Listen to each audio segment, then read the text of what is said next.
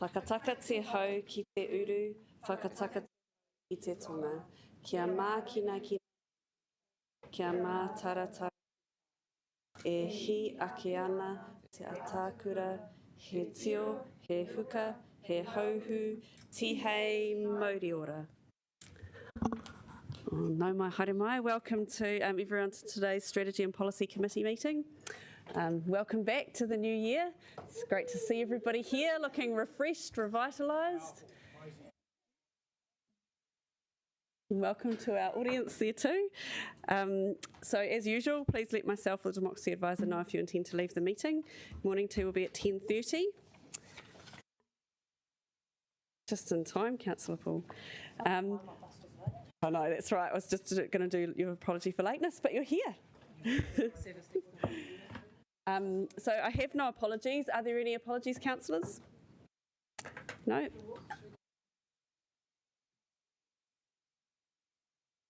There's notice audiovisual link counts as presence. Oh, he's present on audiovisual, so he's not an apology. Okay. So item 1.3, conflict of interest declarations. I call on members to declare any conflicts of interest. Confirmation of minutes. I move the motion that the Strategy and Policy Committee meeting approve the minutes of the meeting held on the 16th of December 2020, having been circulated, and that they be taken as read and confirmed as an accurate record of that meeting. Do I have a seconder? Thank you, Councillor Matthews. Those in favour? You know, I'm sure you haven't forgotten how to vote.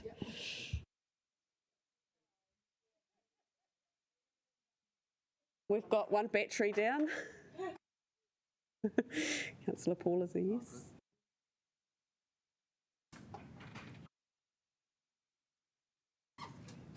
Have they put that through? Councillor Paul was a yes. Oh, you're just getting a battery for her.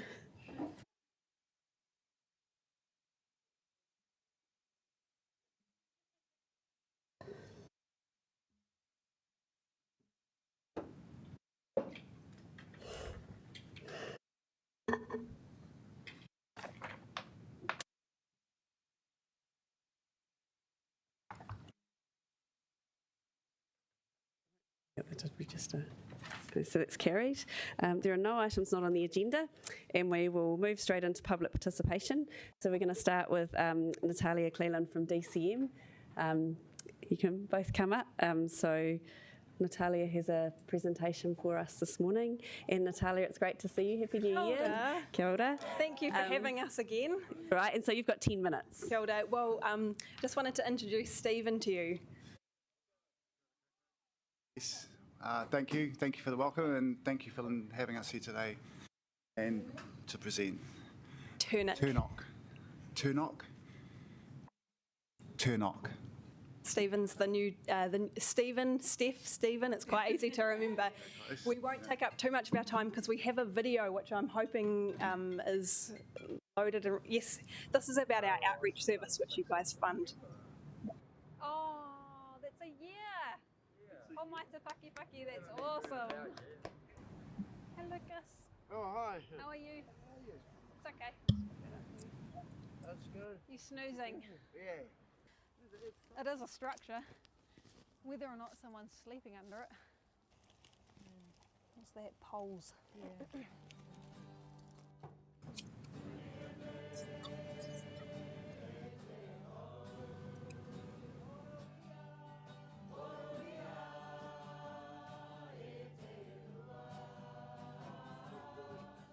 DCM is a social service that has been here for 50 years, serving the most marginalised in Wellington.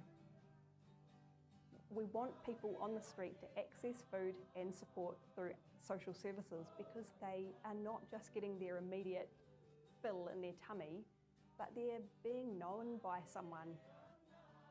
We're on the site of Te Aro Pā, which is a place where people were protected and felt safe and had their needs met, and so we see ourselves as a service that continues to do what the PA would have done many, many years ago. So, just have your name to Fabian and then pop your name on that list up front here. We do things in a way that enhances our people. We do it in a way that doesn't create dependence or enabling, and we do things with the best intent to get the best out of the people that we work for. Yeah, we're not here to judge, we're here to help you. Even if you've burnt your bridges everywhere else, we can still help you. At the moment, DCM is helping me to move some furniture into my house, and they are trying to help me stay in the house. Like I said, if they weren't around, I don't think I'd be here. That's it.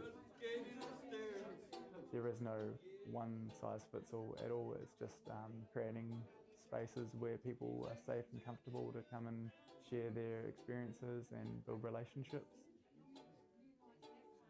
We've got a diverse team. We've got qualified social workers to peer support workers who are people that have lived experience of homelessness.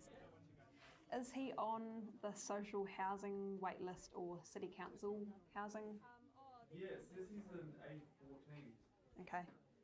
The service that we offer is intensive wraparound support for people.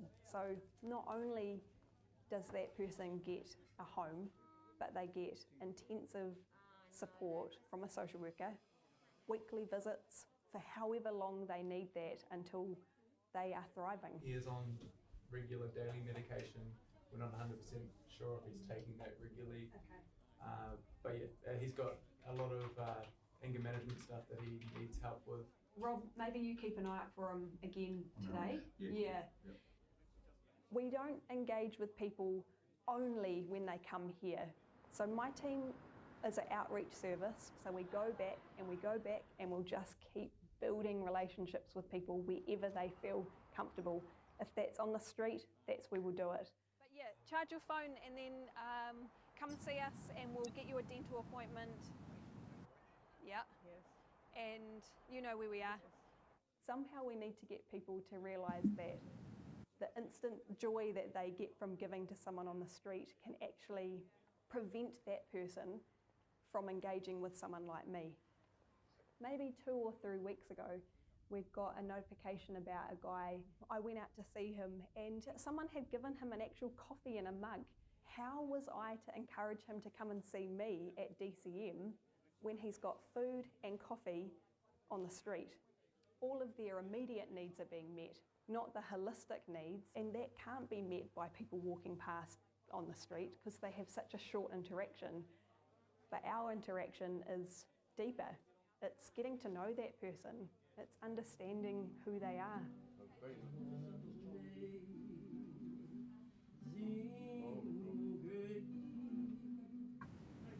Freezing chill in the air, the wind smacking us in the face, but still no sleeping. A grumbly, empty stomach, hunger has set in, yet still no sleeping. Cramped doorway to lay my head and to rest my bruised, weak body, and the conclusion is a concrete bed.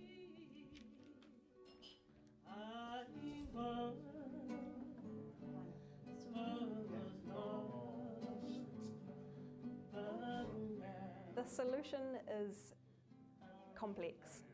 We need to educate people to see that actually the behind the scenes regular donations or delivering food or being a volunteer, that is the way that you help people.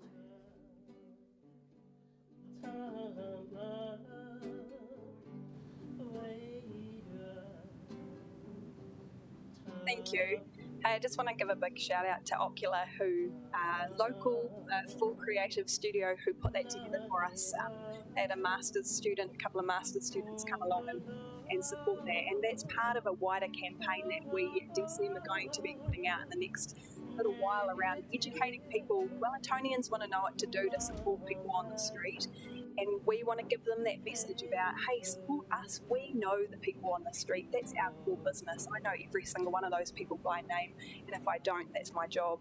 So open up the floor for questions. So you have some partai, and we'll start with Councillor Rush. Yeah, thanks very much. Just awesome work. Do you integrate with community law or other sort of citizen advice bureaus, that sort of? We work really closely kind of with every in any agency in Wellington. If there are services that people come to us looking for that we're not experts in, we'll find that service, whether it's health or legal advice. Do they come to you? Community law? No, we tend to sort of have people go up to them. Yep. Okay, thanks. Councillor Fitzsimons. Yeah, thanks so much for coming in and for sharing this message, because I remember the first time I heard that DCM's position was, please don't give money or food to people on the street. I was quite surprised because it went against my instincts, which is just help right now. But I was just wondering from you, how do you think we can get that message across to Wellingtonians? Because it's so important and you have such credibility in saying it. And I don't think anyone else could quite deliver that message apart from groups like DCM. So how do we do that? We're doing a series of things. So that video, you are the first to see it. We're launching it here today for you. So feel blessed by that. That's going to be part of a series. What's that? That's a series of different types of advertising and campaigning that we'll do, and we've got some billboards that hopefully we're able to put out into Wellington, and that will link people back to real stories on our website and other sorts of mediums to get that message out there. So it's part of a bigger campaign. And are you working with the council comms people on that as well? Hopefully, yeah. Great. We've got quite a list of questions. We'll just go through. We're probably only going to get one more, but Councillor Sparrow.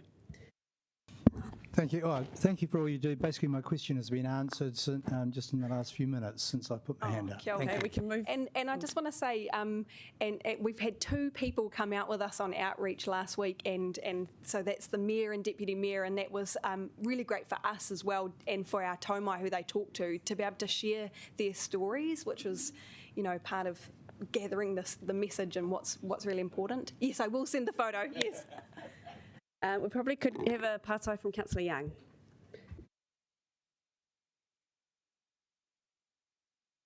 So this is a slightly odd one. I was stopped on the street yesterday by a prominent Wellingtonian. They want to do, it's an organisation that wants to do something as a sort of memorial for their anniversary.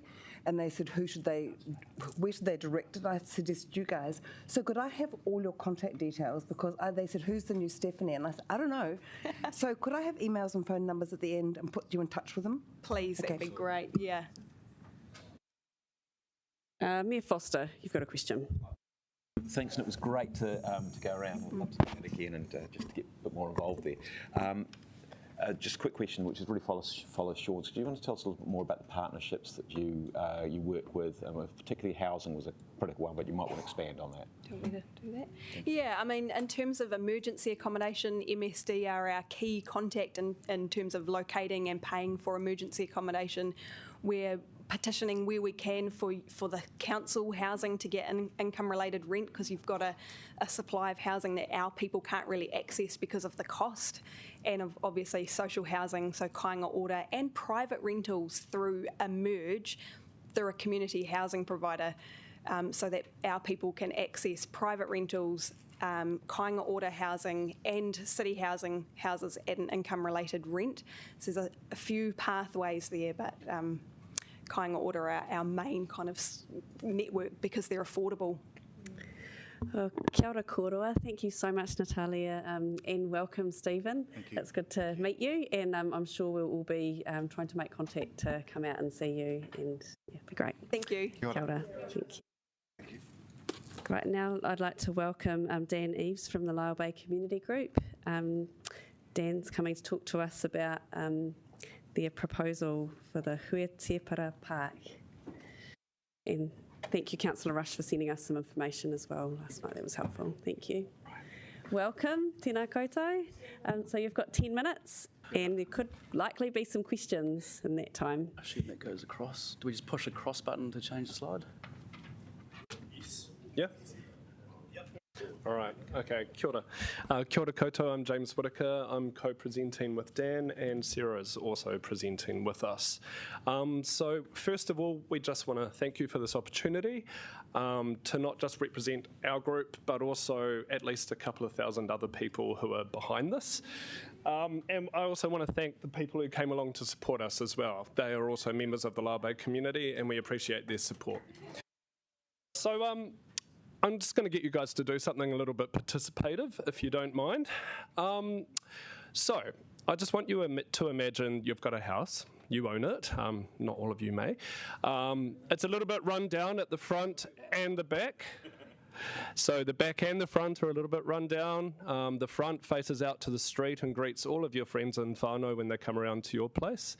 The back, nobody ever sees, including yourself. It just backs onto, a wall, and it's pretty boring. So you've got a limited amount of money and a limited amount of paint, and I want you to stand up with your eyes shut so you're not influenced by others if you would choose to paint the front of your house rather than the back that nobody sees.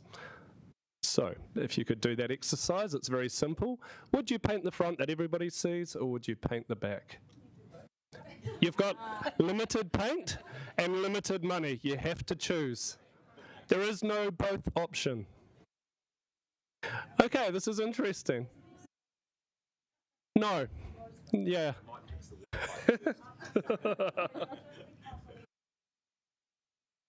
All right, so that might break your rules. I just want you to know that Lyall Bay is a really important area to many. We have surveyed people about our proposal. We had over 500 respondents. 51% live in the area, 47% don't. They live all over the Wellington region, but they frequent it really often. On top of that, you've got everybody who arrives via an aeroplane. They see Lyall Bay. They're exposed to it. It is your gateway to your city. So any investment in this area benefits the current generations living there, the locals, anybody who frequents it, as well as those visitors that you might want to impress. That's what that simple exercise was about. So that's it from me, really. Dan is the man behind the plan. Does that slide thing work? Oh, great. So we've identified Lyall Bay, like in this shot here, incredibly popular beach. We've reviewed it, identified two key areas we think need improvement, namely facility and amenity. In particular, the eastern end, which is what we're looking at there, has very limited provision for public facilities and amenity. For example, all those people in the shot, where do they go to the toilet? Pretty basic question. From the surfer's corner to the nearest toilet, we're looking at a 900-metre walk. Doesn't really work when you've got a 2-year-old kid. Or a really old granddad. Thank you. People coming to the beach, people we know come on the bus, they bike, people bus from miles away to come surfing at this beach. Once they get there, where are the bike racks, where are the lockers? We've identified there's a very limited recreational options for kids in the area or who come to the area. There's no sheltered place to picnic or gather as a community. And so we really want to start addressing those things, and particularly wanted to say, how do we improve amenity for all, not just some? Lyall Bay is home to a number of people with accessible needs. In fact, people with accessible needs actively seek out Lyall Bay as a place to live. It's a known fact. So, for example, Elijah over here in the middle, I see him quite frequently being pushed along the waterfront, and this is his view, what you're seeing right now. So his idea of engaging the beach currently is seeing a concrete wall and the cars. It's almost like there's no ocean there. Like many others, he cannot use a standard accessible toilet. He has to lie down on the public toilet floor to get changed. Quite concerning. We want to address this.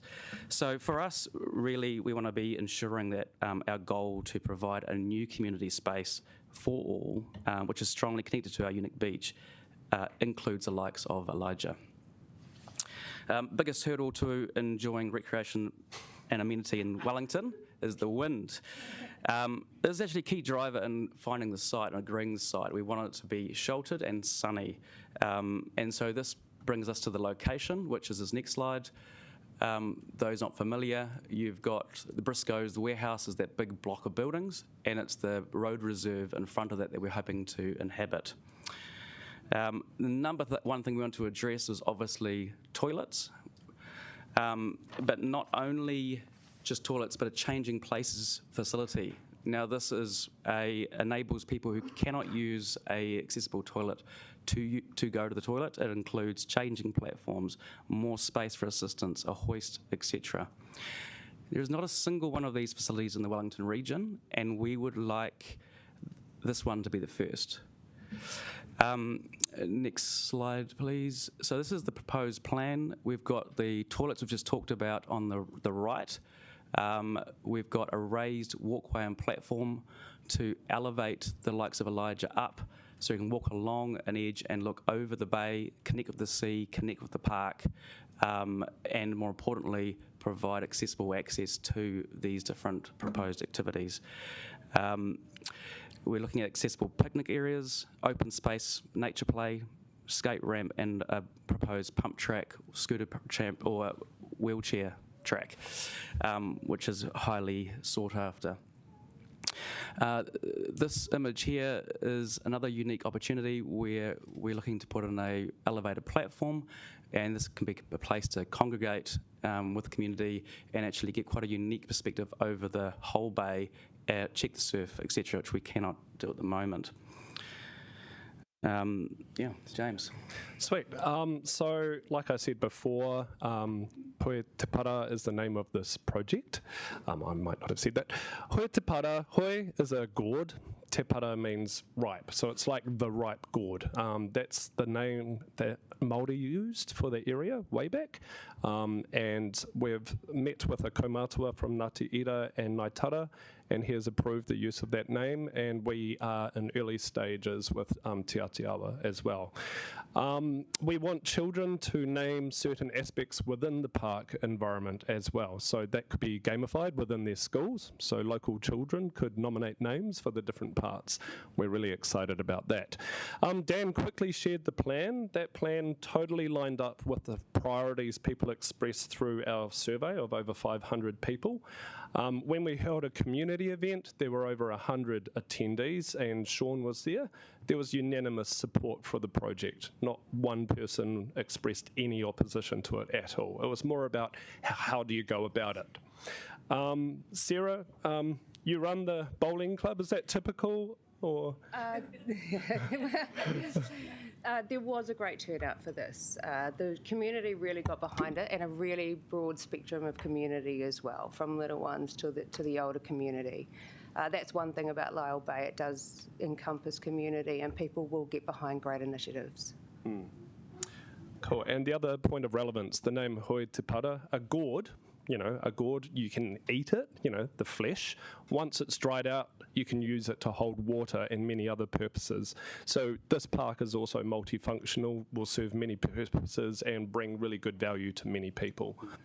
So that's really important to factor in as well. So we're just going to race through. We're not going to read the last slide word for word because you're all intelligent enough and you can read those points yourself. The most important thing from us is that you guys have already invested in this. We're at phase 1 already, and we thank you for that. And council staff have been extremely helpful. It totally lines up with what the community has expressed that they want. It's factoring in another skateboarding area. It's factoring in accessibility and everything else that needs to be factored in. The other thing is you've got a group of passionate people behind this, and we're a big group, and we've had volunteers come forward and express their support, and that's not going to go away. And finally, for the cost of shipping, trucking poos around the city for about 3 to 5 days and plugging a few holes in your pipes, you can have something that lasts forever and is enjoyed by many people. So those are our closing points. Thank you. Kia ora, you've used your time very effectively. Thank you so much for coming in to talk with us. We have run out of time for pārtai, which is a bit of a shame. Questions? We unfortunately has to fit within that 10 minutes, but there is opportunity obviously to email and for councillors to get in touch with you, and we are having morning tea if any of you want to stay around till 10:30, and we can have a bit of an informal kōrero then. But yeah, tēnā koutou, thank you so much Dan, James and Sarah. And Elijah, thank you for coming in. I've met Elijah before. Great to see our community leaders, all ages and stages, so that's really cool. But thank you for all the supporters that came in this morning as well. It's good to see that energy there. Thank you, guys. And we'll hang around. We're happy to great. talk. So. Cool, thank you. Kia ora. So now we're going to move on to our items on the agenda. We'll just wait for these to be handed out. Councillor Matthews.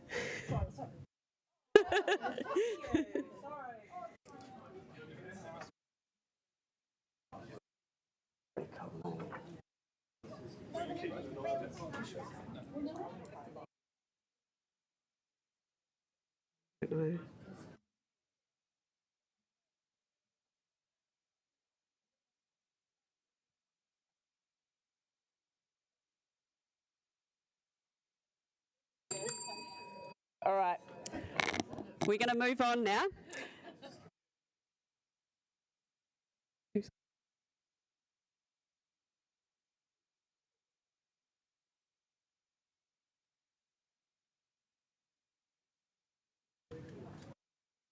So we'll just wait for things to settle.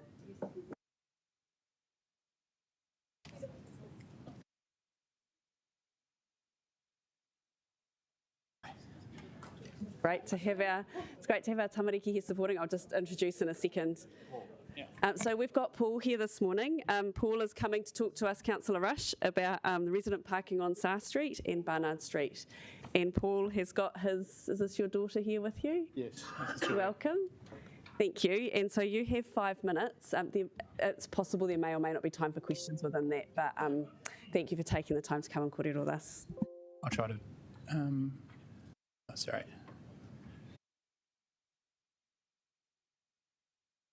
So I jump straight to that. Is this working?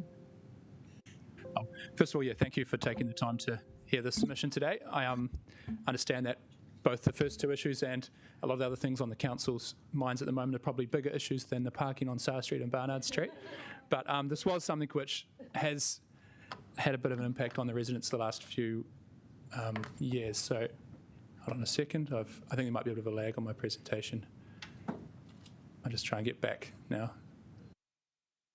Can I just go to the pointing the wrong way? That will restart your time as well. I was pointing it the wrong direction.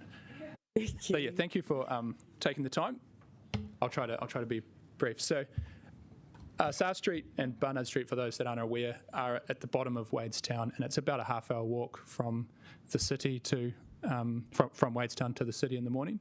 And so the frustration that residents are having is that increasingly we see people come at 8 in the morning, park the car, lock it up and walk to work.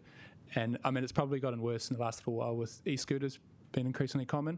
And I think there might have been a change on Oriental Parade a while back, which meant that Wadestown started to become the most favoured spot. And also we've noticed people might use what you'd observe as being a bit of a camper van, park it there for 2 weeks, use the ferry and come back again. So I guess there's been a few triggers over the last few years for me to take the action to form this E-petition. But one of them was we had, I've seen a concrete mixer try to come up the street in the middle of the day and get stuck and not be able to turn around and have to reverse, taking about 10 minutes. But there was one incident in particular where there was a fire on the street and there was 2 fire engines came up and it took them about 20 minutes to get to the top. And I just thought to myself, if there was a heart attack or a medical emergency, there wouldn't be any way an ambulance would be able to get up here quickly. And also I've noticed people starting to get a bit angry at each other. So you'll see people park in the morning and a resident might come down and approach them and start to tell them that they're in the wrong place. Or they'll leave notes on windscreens, etc. So I did a quick survey of some residents on a Facebook group, and there was widespread anger at the situation, but mixed views on what the solution was. Some people were in favour of residents parking. Some people felt yellow lines were the option, but not everyone has off-street parking. And people mentioned that, they've got, I know a neighbour of mine's got 3 young kids, and they'll often have to find that they can't park within 100 metres of their house during the day. So yellow lines will make the problem worse for them. So just quickly, slide next one. I do observe that while I'm most familiar with Sar Street and Barnard Street, there's issues in Lower Watt Street and around the bus stop as well. So there's a big bus stop that a lot of people will park near and take into town. Just initial complaint that I sent to the council was mainly focused on the health and safety elements, and this was kind of the worst part where a lot of things would get stuck and have to reverse. But since I've made that complaint, the council has responded by putting yellow lines down one side, so just want to say thank you to the council for that fast action. But there's also, I mean, this is some more photos of just showing the congestion during the day, where every single space is taken up by a car.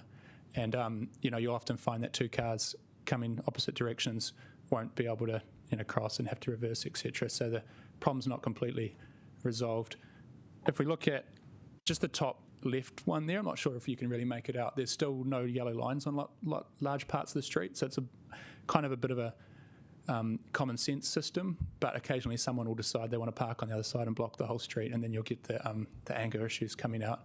Other parts, there's the yellow lines, but you still have a lot of parks on blind corners, etc. So I know this isn't kind of the number one issue on the council minds at the moment, so thank you for taking the 5 minutes, but I just want to, probably the proposal would be residence parking, as has been suggested. Some people fear that if this was too widespread that they wouldn't have visitors at their house. So I know some places have a 9 a.m. till midday approach, which just means that it's not much and 2 hour parking in that time, which means it's a lot harder for people to use it as day parking. Others have said then someone needs to walk the street to work out where the dangerous spots are and put more yellow lines down. Sorry, I just had a note here. Yeah, I think that's essentially it. But it's a fairly basic situation. But thank you for taking the 5 minutes today. Oh, kia ora, thank you. There is a partai from Mayor Foster. Paul, thank you for this. Very familiar with having done some of these yellow lines over time. So there's two issues there, isn't there? One is the safety one, which is if you don't want parking in a particular area, yellow line it. And the other one is the who's actually parking there in the places which are safe to park. So balance between the two of those. I mean, presumably safety's top of the tree if rather than if you've got to take a park out for safety reasons to get vehicles through. But from a personal perspective, I've got off-street parking, so for me it's health and safety. But when I talk to resident neighbours and what have you about the solution, their immediate mind, if they don't have off-street parking, goes to, well, if we just put more yellow lines, it'll make it harder for me. So I think that's why I think the combination. It needs to be a bit of a combination, yeah. And I think just looking at the officer's report, it's noted that kind of the lower side of Wadestown, this is an issue across the suburb there. Tēnā kōrua. Thank you, Paul, for your leadership here in the community and for coming to talk to us about this. We appreciate you doing that. And I'm going to ask Councillor Condi to introduce the petition and we'll have a debate about it now. So you're welcome to stay and watch if you want. You can go back and sit in your chair. Great, thank you. Thank you. Thank you for your time. Kia ora. Thank you both for coming in. Okay, so I'd now like to hand over to Councillor Condi to introduce the report. Kia ora, thank you, and I'd just like to echo those thanks to Paul for leading on this in the community. It's really appreciated. We had our first regs meeting of the year yesterday, and we did indeed put some more broken yellow lines on parts of Sar Street yesterday at that meeting to deal with the immediate health and safety issues. We also had, this is not an issue that's just on Sar Street, we also had a whole set of broken yellow lines going into Holloway Road. And we had a couple of public participants who came to speak to us from Holloway Road, one of whom had been in an ambulance that had had trouble getting out of the street. So they weren't stuck, but they were later to the hospital than they should have been because of cars parked on both sides of the road and the ambulance having difficulty getting through. They had also had incidents of fire trucks having issues and frequently have issues of their garbage not getting collected because the rubbish truck can't get through. So both of those issues, that the staff have been great to go through and put in the broken yellow lines to deal with the immediate issues around access and health and safety. But then there is this additional issue which we just talked about, which is this residents. How do we make sure that residents can actually, especially those who don't have off-street parking, that can use the parking available on the street? And that's really where as we all know, the parking policy kind of comes into play here, where we've got a new policy looking at how we're going to manage some of these issues, and increasingly kind of commuter park and ride in residential streets is becoming a problem. It's just exactly as you've described in Wadestown, people parking on the fringe of the city and walking, or parking near a bus stop and hopping on the bus for that last section into the city. So this is an issue that we're having to look at. As it says in the paper, we've now got a parking working group that's been formed, and they're looking at how we're going to actually implement the parking policy. And that is looking at these kind of area-based reviews where we would go into an area, not just look at Sar Street, as you said, but look around at the streets nearby, because this is often a problem that spills over into other streets. That parking working group includes, it is across the organisation, so we've got people there from City Design and Place Planning who do our transport planning. We've got people from Transport and Infrastructure who are our traffic engineers, and we've got people there from Parking Services who do our enforcement for us. So we've got different parts of the organisation coming together to work on how we're going to implement these things. They've had their first meeting last week, so things are still in the early stages. But they're looking at two things. They're looking at trying to identify the priority areas for review, so that we're putting our efforts into the most urgent places first, and also looking at developing tools and guidelines for day-to-day requests that come in or day-to-day business that we have, so that as we're making, going through our regular traffic resolution process, that we're also taking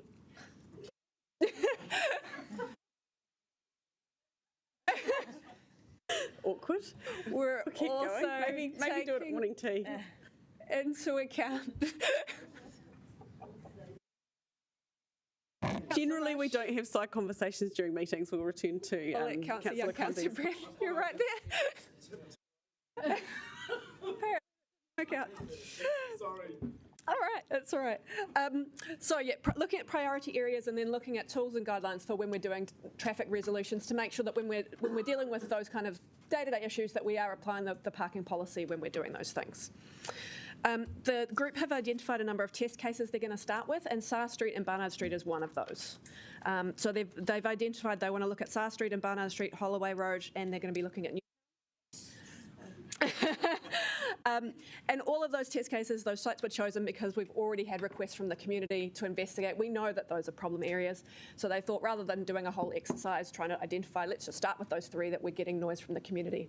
And that'll give us a chance to say, how would we apply the parking policy in these cases, and just start to give us concrete examples to work through so that they can develop those kind of the tools and guidelines that we need, and so we can start developing how we think about identifying priority areas. So, the paper in the officer response says that this is how we're going to carry this forward on Sar Street. So, hopefully the broken yellow lines that have gone in yesterday address the health and safety issues. If not, we can certainly follow up on that and introduce more traffic resolutions if there are still problem areas. And the residents' parking issue will be addressed through the parking working group. I have to sort of say that there's.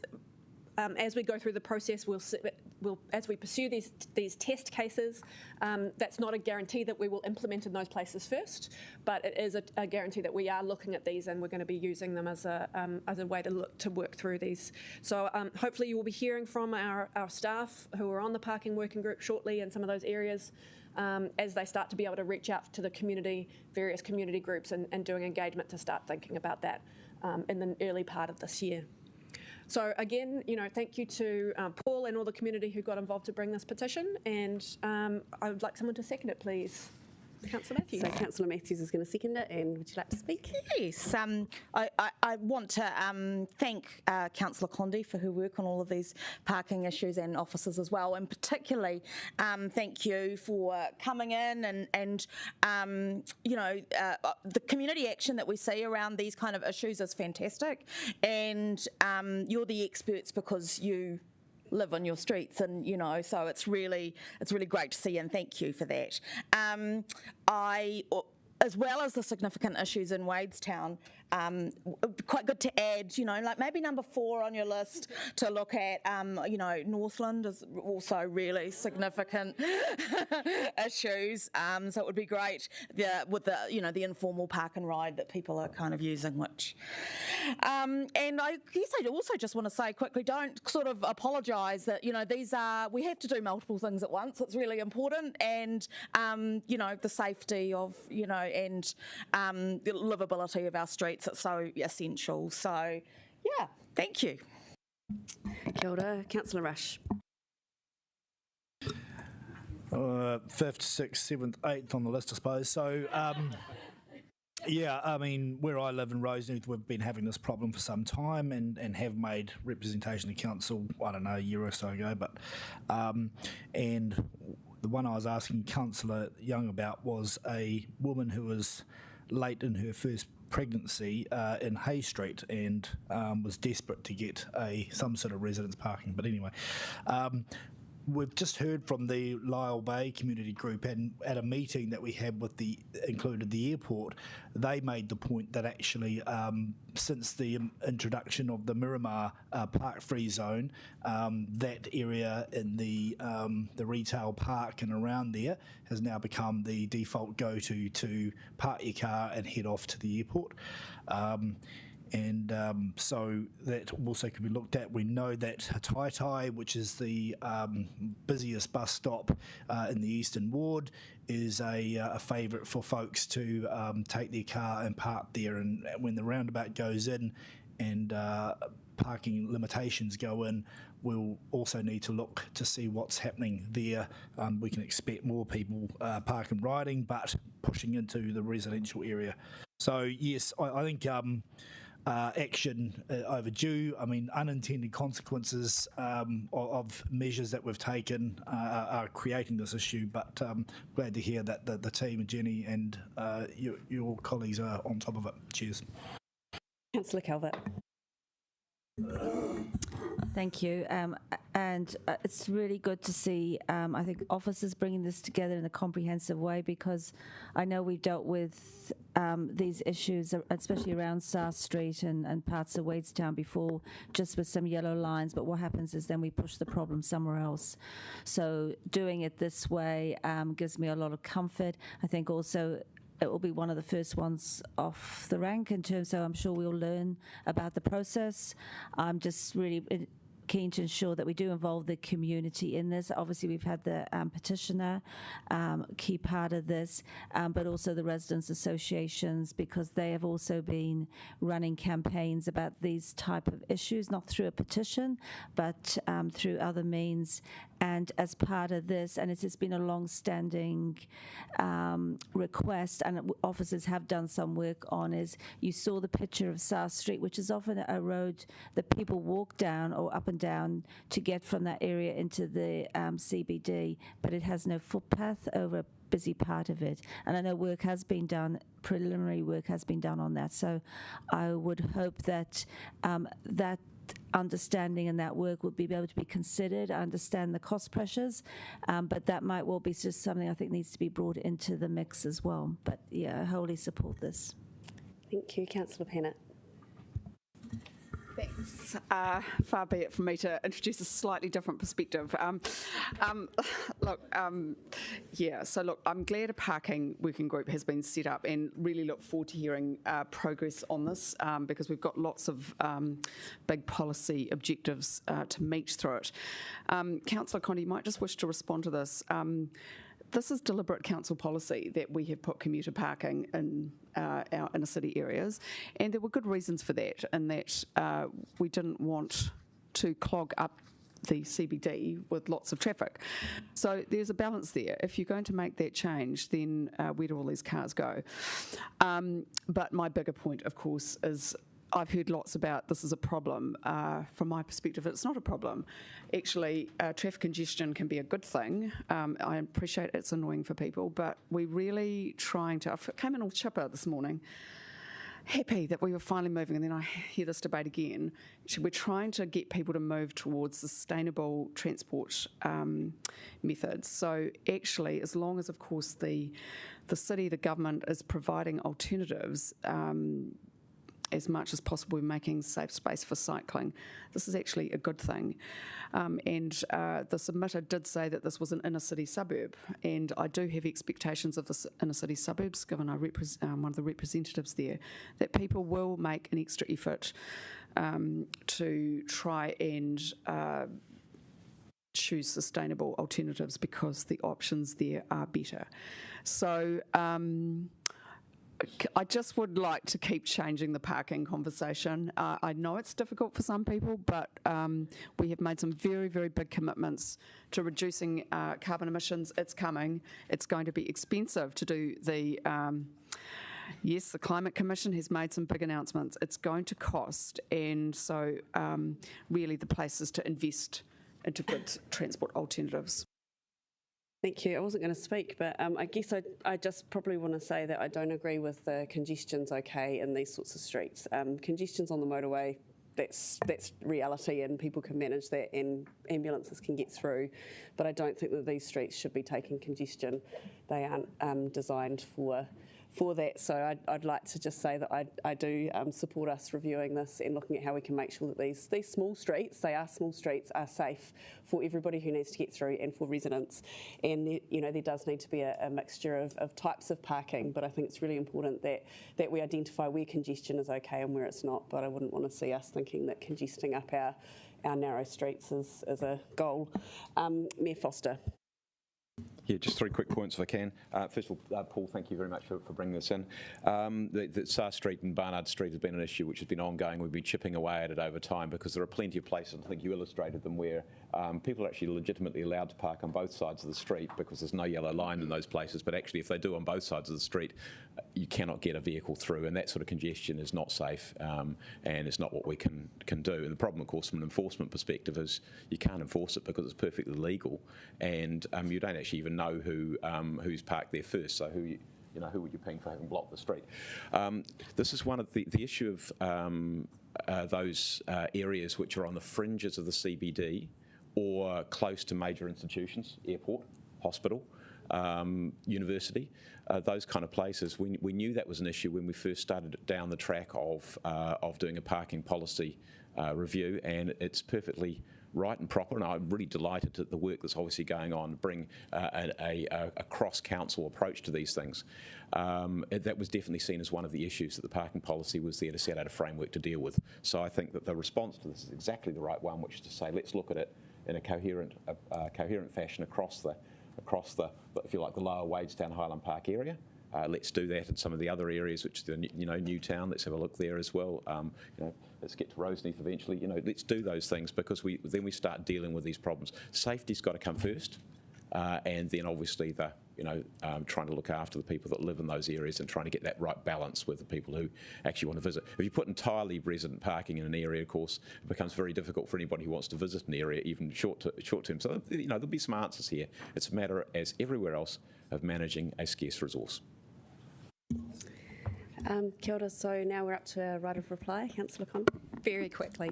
I just want to acknowledge those comments about the parking policy and just say that, the parking policy is very clear that commuter parking is no longer a priority for on-street space in the CBD or in the city fringe. These are small residential streets we're talking about mostly. The priority users of the space are the residents who live there. And that's very clear in the parking policy. And, the challenge now is for our staff to work through how we actually implement those guidelines on the ground, on the street, on the pavement. And that's really where we're working this through. And I think, just to acknowledge Councillor Rush and Councillor Calvert, where you're talking about, some of the unintended consequences of the changes in Miramar. When we put broken yellow lines, that just pushes the problem somewhere else. And that's really where the area-based reviews and the parking policy are designed to try and catch some of those things, so that we don't just fix our street and then find that next year we've got a problem in the street next to it, that we're actually looking at the whole thing. But that does mean that it's going to be more resource intensive for the staff to look, because you can't just go fix one problem. So that's where the staff are going to have to do some work about how we actually go through that process and how that's going to work. It's going to take us some time to get our head around a new way of working. That said, I would like to share with you, I was having a conversation with some of our traffic engineers about the traffic resolutions that were coming to regs yesterday, and we were having a wee chat about one of the traffic resolutions, and there was some comments from people in the community, and we were saying, oh, maybe we could do this, maybe we could do that. And I made a suggestion about something, and one of the traffic engineers turned and said, that's not what the parking policy says. That's not consistent with the parking policy. So that's great, right? Because that means that our staff are already really taking that on board, and are really bringing that policy direction to their day-to-day work and conversations. So I thought that was a really great moment. It wasn't me saying to them, I have a few times been like, what does the parking policy say? It was actually them catching me where I was maybe not quite on the parking policy page. So I thought that was fantastic, and I think it's a really good sign that our staff are moving in the right direction. I'd like to thank them for all of that work. And yes, just acknowledge that there are lots of places around the city, and I've noted all of the ones down but there were no surprises in terms of places that people have mentioned. And we are, eager to get there and deal with these problems. But first we have to make sure that we've figured out how to do the rollout and the implementation. Let's knock the rough edges off first, and then we can come to your communities and hopefully have a lovely smooth rollout very soon, as soon as possible. Absolutely. All right, so now that we have got a mover and seconder and have had our debate, we will vote. So voting is open.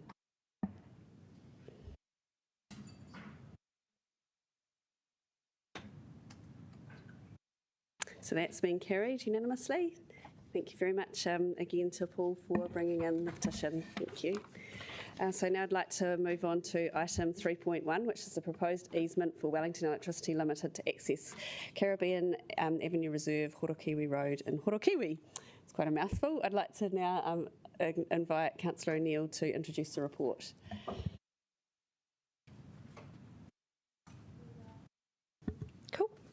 Happy to introduce the paper today on the proposed easement for Wellington Electricity to access this part of the reserve.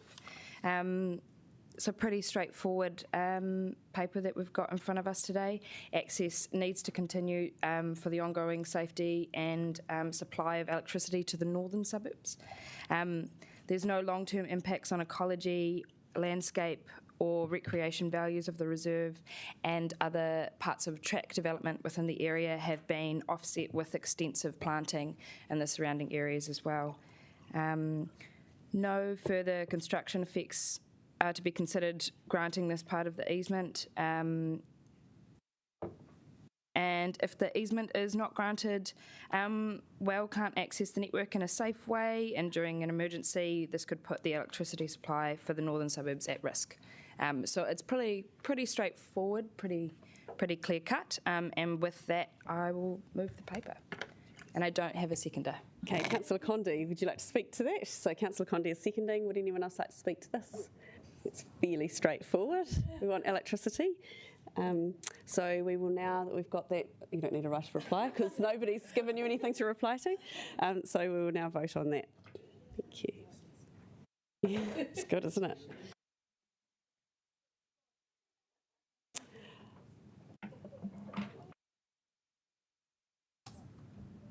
So that's been carried unanimously. So what we're going to do now is, because the next couple of papers are in public excluded, we will have our morning tea now and then come and do that, because obviously we've got people waiting to talk to us. So we'll come back at 20 to 11. Thanks.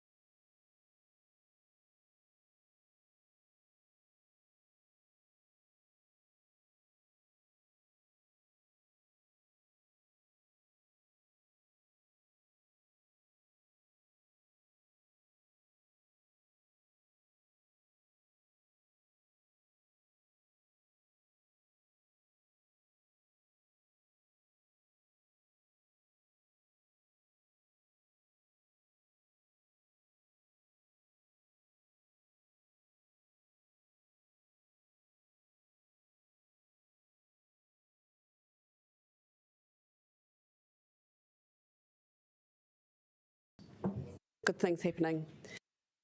So what we need to do now is to agree to go into PE. So the officers have recommended that the public is excluded from the following part of the proceedings of the meeting, and the reasons have been laid out in our paper. So I'll move the motion. Do I have a seconder? Councillor Sparrow wants to keep it moving. So is there any debate?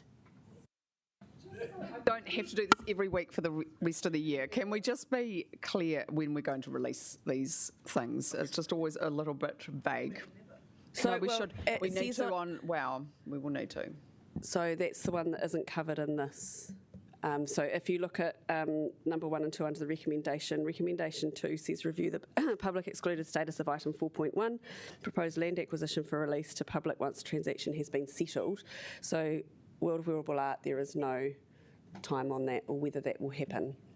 Well, I would just like to make Would you like some advice? In public? Yeah, actually, I would like some advice because I think it is important that we're clear and transparent about what we're doing with public money for good reason. Do we have the person here who can comment on that? Probably needs Sarah Hay.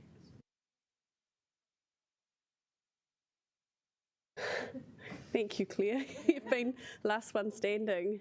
The team have just exited to deal with the water issue that we currently have. They will be back, you know, what's happening down in the middle of town. I don't feel like I'm the best person to give you advice on standing orders, particularly because I'm learning them myself. We have tried to get hold of Stephen on another issue, so can I assure you that I will talk with the team when we come back and come back to you with advice on the WOW item? Yeah. But as Councillor Day's already indicated, there is a time frame on the proposed land acquisition. Yeah, I guess I just presume there'll be public communications about WOW, so I just want to be really clear about the process. So I agree it's important and we should be clear about that. I just want to make sure I'm giving you the right advice. Given that the officers aren't here, Councillor Young has something she can say about it. So we are having a debate about the going to PE, so you can contribute something to that. Now or later? We're still public, but now, yes, unless it's easier for you to. So Councillor Pennant, you can obviously choose how you want to vote here. Yes, you've made your point. Thank you very much. So now that we've had our debate and it's been moved and seconded, we will vote.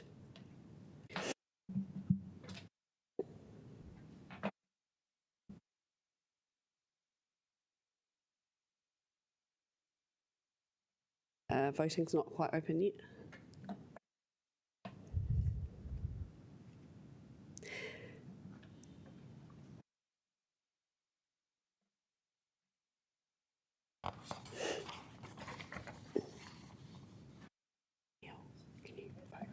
Councillor Rush, can you vote? Maybe it didn't detect it. Thank you. So that's been carried.